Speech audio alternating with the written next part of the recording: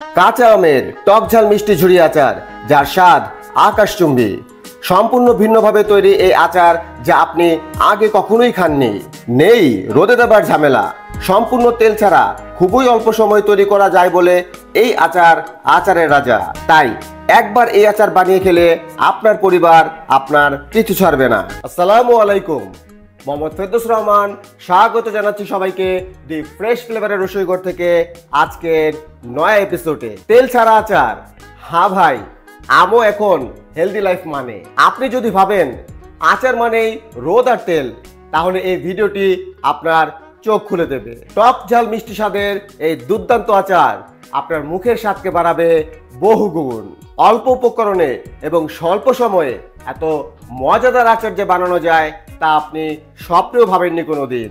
এই আচার বানিয়ে রাখলে গ্রীষ্ম ফুরালেও আপনার মুখের টক ঝালের হাসি থাকবে বহুদিন।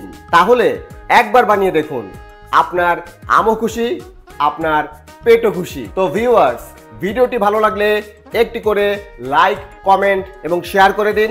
একটু বেশি ভালো লাগলে সাবস্ক্রাইব বাটনটি অন করে আমার বন্ধু হয়ে যান। আর ফেসবুক পেজ থেকে দেখে থাকলে কি করবেন, just follow me. So without any further delay, নাও প্লে। যেহেতু এখন কাঁচা আমের মৌসুম, তাই বাজারে প্রচুর আম পাওয়া যাচ্ছে। বাছাইকৃত সেরা জাতের পোকামাকড় মুক্ত, ফরমালিন মুক্ত কাঁচা আম দিয়ে তৈরি করব আজকের রেসিপি। এখানে আমি 1 কেজি পরিমাণ আম নিয়েছি। আসুন কাঁচা আমের কোট পেন খুলে কেটে নিয়ে আসি। কাঁচা আমের টক ঝাল মিষ্টি স্বাদের ঝুরি আচার বানাতে আমগুলোকে আমি এই রকম ঝুরি করে কেটে নিয়েছি। ও ভালো কথা, প্রথমে একটি টিপস দিয়ে শুরু করি। কাঁচা আম কেনার সময় একটু খেয়াল রাখবেন যাতে করে আমগুলো পরিপক্ক হয়। আম পরিপক্ক হলে, অর্থাৎ আমের আঁটি শক্ত হলে, ওই আম রান্না করার সময় গলে যাবে না, ঠিক আছে?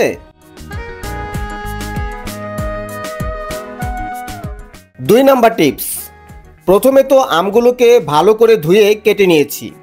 কাঁচা আম কাটার পরেও কিছুটা কষ বের হয়, আর এই কষ দূর করার জন্য একটি বাটিতে পরিমাণ মতো পানি নিয়ে 1 চামচ লবণ দিয়ে ভালো করে মিশিয়ে তারপর আমের স্লাইসগুলোকে ভালো করে কচলে ধুয়ে নেব। এতে করে আমের স্লাইসগুলোতে লেগে থাকা বাড়তি কষ আর থাকবে না।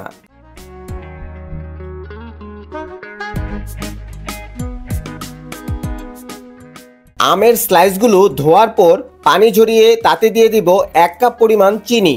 আর এই চিনির পরিমাণটি আপনারা আপনাদের পছন্দ মতো কম বেশি করে নিতে পারবেন। এবার হালকা করে নেড়েচেড়ে 1 ঘন্টার জন্য ঢাকনা দিয়ে ঢেকে রেস্টে রেখে দেব। এই সময়ের মধ্যে এই চিনিগুলো গলে পানি ছেড়ে দেবে, আর তখনই এটা পুরোপুরি রান্নার জন্য প্রস্তুত হবে। আসুন এই সুযোগে আমরা আচারে যে মশলাটি ব্যবহার করব সেটা তৈরি করে নেই। এখানে আরেকটি টিপস শেয়ার করি। মশলা তৈরিতে আমরা যে ইনগ্রেডিয়েন্টসগুলো ব্যবহার করব তা অতিরিক্ত ভাজা যাবে না, তাতে করে মশলার আসল স্বাদ নষ্ট হয়ে যাবে। প্রথমে প্যানটি ভালো করে গরম করে চুলো বন্ধ করে দেব। তারপর 2 থেকে 3টি শুকনো মরিচ ভালোভাবে ভেজে নেব। শুকনো মরিচগুলো ভাজা হয়ে গেলে এক সাইডে রেখে ওই একই প্যানে দিয়ে দেব 1/2 চামচ পরিমাণ 5 ফোড়ন, 1/2 চামচ মৌরি, 1/2 চামচ জিরা এবং 1/2 চামচ মেথি। এবার হালকা করে নেড়েচেড়ে ভেজে নেব এবং ব্লেন্ডারের সাহায্যে গুঁড়ো করে নেব। কেমন?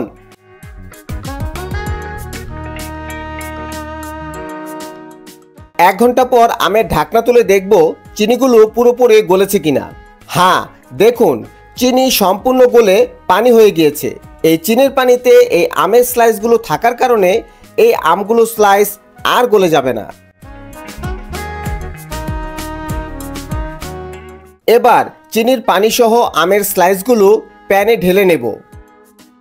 আচ্ছা, আমার মতো এই কাঁচা আম খেতে আর কারা কারা পছন্দ করেন একটু কমেন্ট করে জানান তো। এই আচারটি তৈরি করতে আমি অতিরিক্ত আর কোনো পানি ব্যবহার করব না। এই চিনি গলা পানিতেই আমগুলো খুব ভালো করে সেদ্ধ হয়ে যাবে। এবার খুব সামান্য পরিমাণ হলুদের গুঁড়ো, মরিচের গুঁড়ো এবং লবণ দিলাম।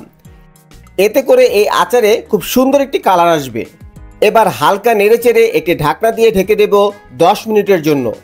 চুলোর আঁচ এই সময় মিডিয়াম টু হাই হিটে থাকবে। 10 মিনিট পর দেখুন আমের স্লাইসগুলো প্রায় সেদ্ধ হয়ে গিয়েছে। এবার একটি স্প্যাচুলার সাহায্যে আমের স্লাইসগুলোকে একটু নেড়েচেড়ে নেব এবং আরও একটু শুকনো পর্যন্ত অপেক্ষা করব।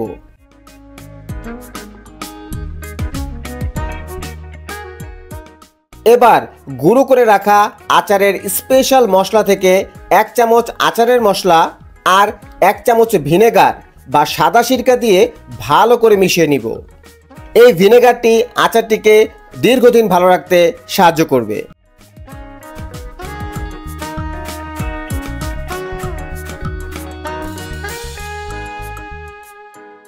আমার কাঁচা আমের ঝুরি আচার প্রায় হয়ে গিয়েছে।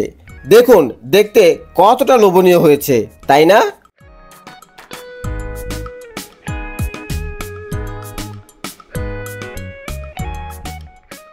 এবার কাঁচা আমের ঝুরি আচারটি ভালো করে ঠান্ডা করে একটি পাত্রে নামিয়ে নেব।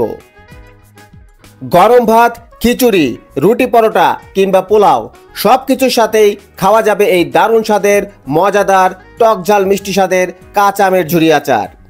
আর সম্পূর্ণ তেল ছাড়া তৈরি বলে এটি অনেক স্বাস্থ্যসম্মত একটি খাবার। বাচ্চা থেকে বুড়ো সবাই খেতে পারবে এই দারুণ স্বাদের আচারটি। তাই বানানোর সময় একটু বেশি করে বানাবেন। কেমন লাগলো আজকের এই রেসিপিটি কমেন্ট করে জানাতে ভুলবেন না যেন। তো আজ বিদায় নিচ্ছি, আমি আসছি নতুন কোনো রেসিপি নিয়ে আপনাদের রসুই ঘরে। ততক্ষণ পর্যন্ত সকলেই ভালো থাকবেন, সুস্থ থাকবেন। আল্লাহ হাফেজ।